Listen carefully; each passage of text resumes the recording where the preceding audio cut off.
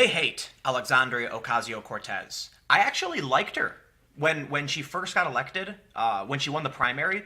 I made a video talking about how I agree with like more than half of her positions. Even to an extent, I was arguing like maybe universal health care is, I'm more in favor of the public option. I've sort of softened on that issue. I am no longer, not at all. I really, really, really, really do not like her at this point. And the Democrats don't like her. They want to get rid of her.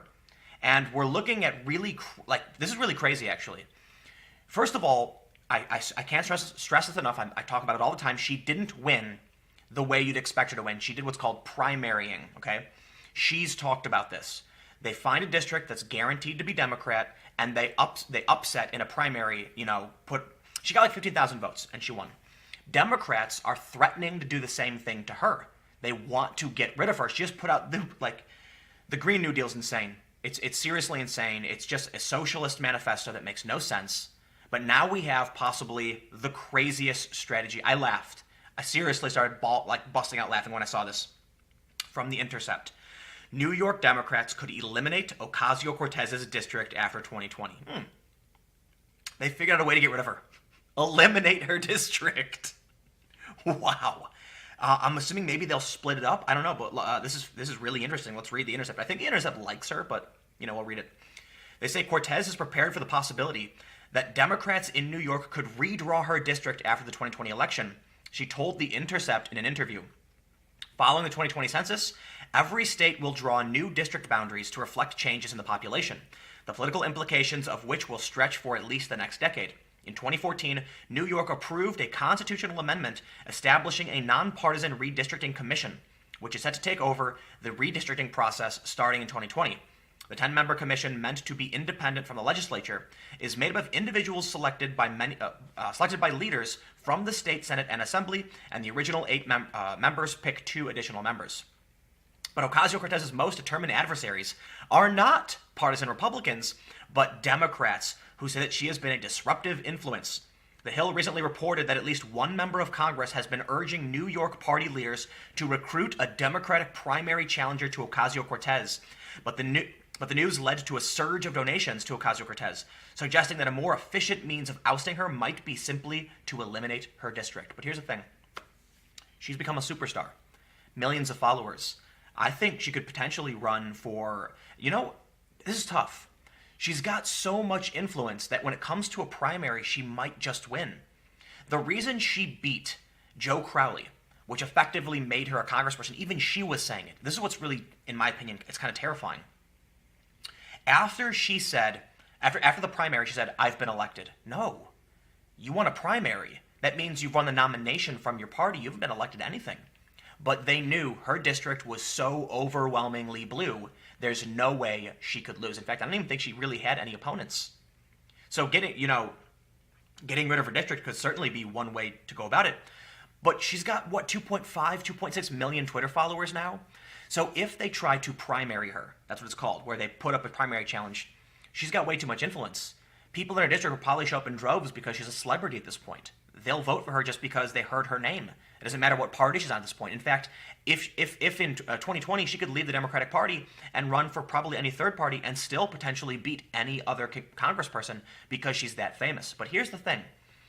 I'm not entirely sure she could win, though. I want to say her celebrity will provide for her. But she's so far left, putting out these ridiculous bills that sound insane. She might get some activists, but I think regular people are probably going, what? What are you proposing? This is nuts. Now, I will say, activists in the media are certainly propping her up, putting out favorable pieces clipped out of context and things like that. Conservatives are doing the opposite, but all doesn't make her more famous. But let's read on. The 29-year-old congressperson noted that it's generally expected that New York will likely lose a seat, despite the city itself growing at a consistent pace. I don't know if that means that all of our districts are going to be redrawn dramatically because they have been historically gerrymandered, or what will happen, but there's certainly a possibility, if not a guarantee, that my district in the coming years will not look like my district today. So I think it's entirely possible, and New York politics being what it is, we have no idea where things are going to go, and I have to wonder what that would mean. She's still going to live in New York. She's still going to be in a congressional district. They can't just erase her. But If they get rid of her district and then merge it with, like, say, two others, it gets bigger or something like that, there may be a different incumbent. She may be challenging another Democrat. But I have to imagine she'd still win against another Democrat. Do you agree? I don't understand how they could just get rid of her by doing this. New York politics are famously insular, with a tight circle controlling major decision-making for years. That began to shift in 2018, not just with Ocasio-Cortez's victory, but also wins from a number of insurgent candidates against Democrats who had caucused with Republicans in the state Senate. Ocasio-Cortez, during a podcast interview with The Intercept, was joined by former North Carolina Rep. Brad Miller, who earned his former status as a result of statewide redistricting that eliminated his seat in 2012. The 2010 Tea Party wave handed control of the legislature to Republicans who drew him out of the district. He decided not to run for re-election.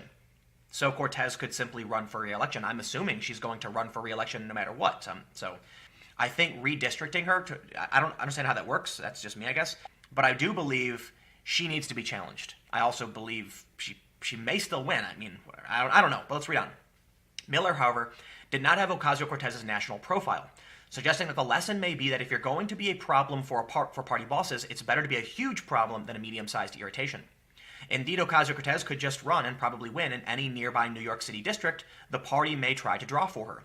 She noted that when it comes to future redistricting, she's in a unique situation because her name recognition is so strong that even when I won my primary in New York, we won like a third ballot, a third-party primary in a different congressional district the same day. And that was in November 2018, before an endless media cycle that has been all Ocasio-Cortez all the time, including this video from me, which only boosts her name recognition. But I gotta say, though, Cynthia Nixon, who was running as a progressive for the governorship in New York, lost by a decent amount, I believe. I'm not entirely sure, but Cuomo won as a more moderate. I'm not sure she could win on a larger scale.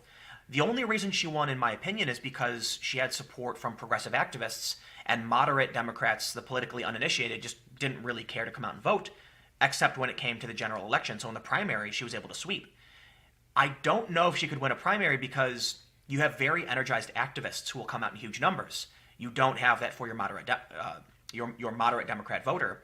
So it's likely that, even though Democrats want more moderate policy, they probably don't want it enough to come out and vote in a primary or to know about the primary in the first place, and that served her really well.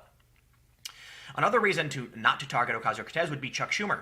The Democratic Senate Minority Leader and major player in New York politics is up for re-election in 2022. The commission redrawing the lines may be technically independent, but Schumer's power is no secret. If Ocasio-Cortez were gerrymandered out of the House, she'd need something new to do, and primarying Schumer would be an obvious option on the table. I don't think she'd win Senate. Like I was just saying, I don't think she can win on that big of a scale. The story's a bit longer, but let's just wrap up here because I got a plane. So far, an effort to primary Ocasio-Cortez, however, isn't going well. The Daily Caller followed up on the article in The Hill and spoke to New York Democratic consultant Hank Scheinkopf, who said 3 names were being floated around as potential challengers to Cortez: Jimmy Van Bramer, Julia Salazar, and Catalina Cruz. The Daily Caller is trash. 1, I would never primary AOC, even if I lived in her district, which I do not. I have no intentions of ever running for Congress. Who on earth calls Jimmy Van Bramer James? Salazar had tweeted. Van Bramer tweeted, "This whole thing is crazy. I'm kind of loving having AOC as my Congress member. I'm not taking her on. I'm backing her up." Yeah, well, she's putting out increasingly insane things, so